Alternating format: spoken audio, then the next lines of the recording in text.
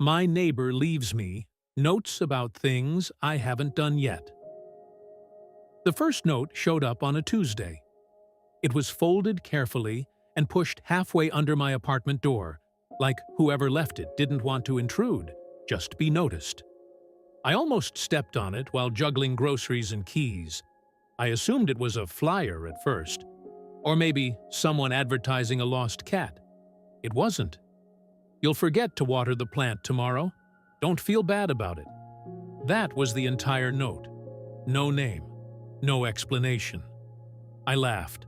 Out loud. Mostly because I had already forgotten to water the plant the day before, and it was leaning dramatically toward the window, like it wanted a better owner. I watered it immediately.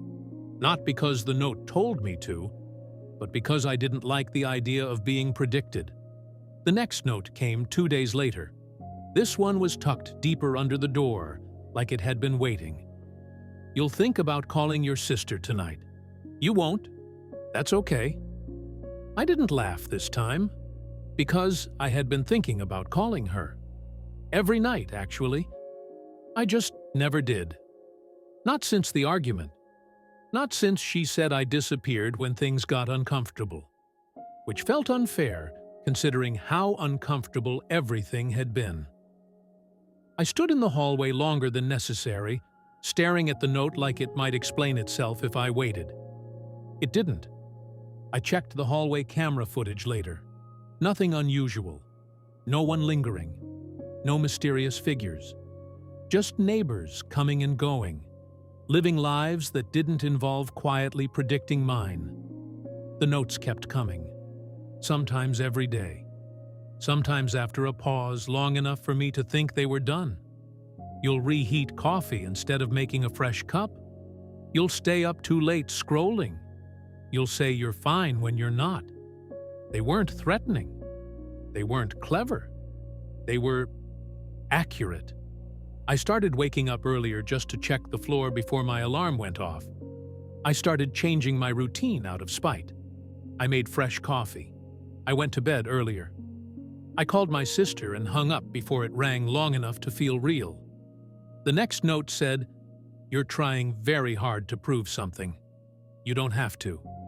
That one stayed with me all day. That night, I knocked on every door on my floor. Everyone denied it. Most looked confused. One woman suggested I talk to building management.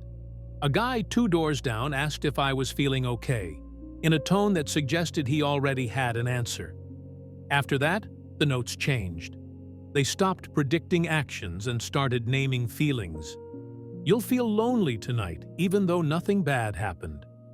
You'll miss your old apartment, not because it was better, just because it was familiar. Then one morning, I found a note that made me sit down on the kitchen floor. You'll think about your dad today. Not because of anything specific, just because it's Wednesday. My dad died on a Wednesday. I don't remember the date. I remember the day of the week because it ruined Wednesdays for a long time. I cried next to the plant, which was thriving now. Tall, green, forgiving. The final note came a week later. It wasn't under the door. It was taped at eye level, carefully placed so I couldn't miss it. You'll wonder who's been writing these. It's okay if you never find out. You already know what you needed to hear. There were no more notes after that. I still don't know who wrote them. Sometimes I think it was a neighbor. Sometimes I think it was coincidence. Sometimes I think it was just the version of me that finally learned how to speak gently. I call my sister now. Not every day. Just enough. And I water the plant.